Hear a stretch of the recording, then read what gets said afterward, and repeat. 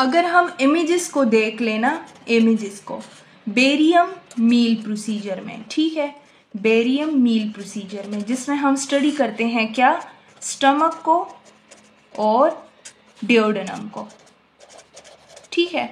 तो first of all अगर हम स्टमक की बात करें, ठीक है, तो स्टमक में हम क्या कहते हैं कि हमारे पास स्टमक की अगर आप एनाटॉमी देखो तो ये हमारे पास है फंडस, ठीक है, बॉडी, ये है ग्रेटर कर्वेचर, ये है लेसर कर्वेचर, ठीक है, ये हमारे पास है एंट्रम, ठीक है, यहाँ पे हमारे पास क्या हो जाता है, स्मॉल इंटेस्टाइन का रीजन स्टार्ट हो जाता है जिसमें फर्स्ट पार्ट है हमारे पास डिओडेनम, ठीक है, यहाँ पे हमारे पास डिओडेनम कैप जो है ना वो प्रेजेंट होता है।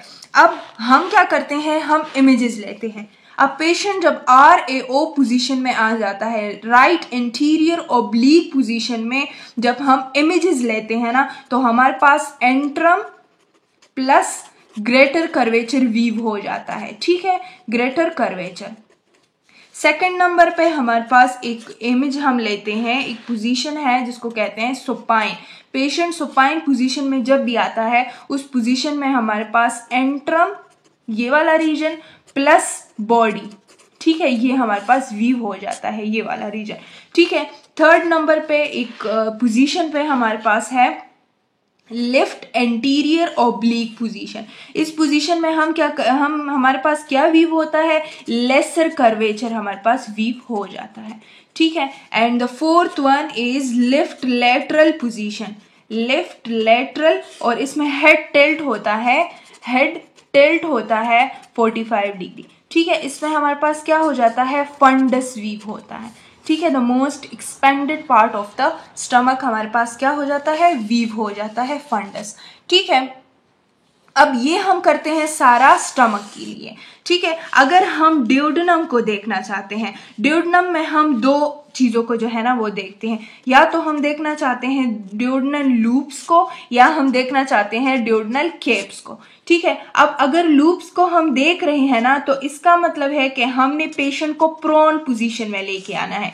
प्रोन पोजीशन में हम क्या करते हैं, डिओडेनल लूप को जो है ना अच्छे से विजुअलाइज कर सकते हैं। बट अगर हम जो है ना वो करें कंप्रेशन पेड्स यूज करें, ठीक है, प्रोन पोजीशन में हम क्या करते हैं, कंप्रेशन पेड्स यूज करते हैं, जिसकी वजह से क्या होता है कि हमारे पास जो बेरियम है ना वो डायरेक्टली टू डिओडेनम नहीं जाता, बल्कि डिओडेनल लूप्स में हमारे पास क्या हो जाता है, ठहर जाता है, तो वहां पे हम इमेजेस ले लेते हैं, ठीक है। अगर आप कैप्स की बात करते हो तो कैप्स के लिए आप 4 इमेजेस ले सकते हो, ठीक है। फर्स्ट नंबर पे प्रोन पे आप देख सकते हो, RAO पे देख सकते हो, राइट इंटीरियर ओब्लीक पे, ठीक है, सुपाइन पे आप देख सकते हो, एंड लेफ्ट एंटीरियर ओब्लीक पे जो है ना आप वीव कर सकते हो इन 4 पोजीशंस पे, ठीक है।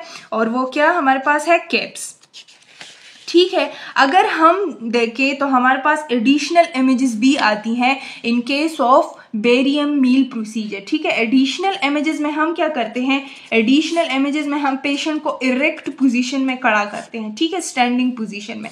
स्टैंडिंग पोजीशन में हम जब फर्स्ट इमेज ले लेते हैं उसमें हमारे पास फंडस जो है ना वो वीव हो जाता है, ठीक है। इरेक्ट में हमारे पास फंडस भी वीव हो जाता है, साथ में कैप्स भी हमारे पास वीव हो जाते हैं, ठीक है। अब कैप्स कब वीव होंगे, अगर हम पोजीशन करते हैं पेशेंट को RAO पोजीशन में, या हमारे पास LAO पोजीशन में, राइट इंटीरियर ओब्लीक में या लेफ्ट इंटीरियर ओब्लीक में। इन दो कंडीशंस में हमारे पास क्या होता है, कैप्स जो है ना वो वीव हो जाते हैं, ठीक है। दूसरा हमारे पास हम लास्ट में बिल्कुल जो इमेज लेते हैं वो एसोफेगस की इमेजेस लेते हैं, लेकिन एसोफेगस की इमेजेस हम कैसे लेंगे, वहां से तो बेरियम हमारे पास हो चुका है टू द स्टमक और टू द डिओडेनल लूप्स, ठीक है। लेकिन हम उस टाइम पे क्या करते हैं, हम उस टाइम पे पेशेंट को जो है ना बेरियम दे देते हैं एंड एसोफेगस को जो है ना वो वीव कर लेते हैं, ठीक है। तो ये था हमारे पास इमेजेस के हवाले से।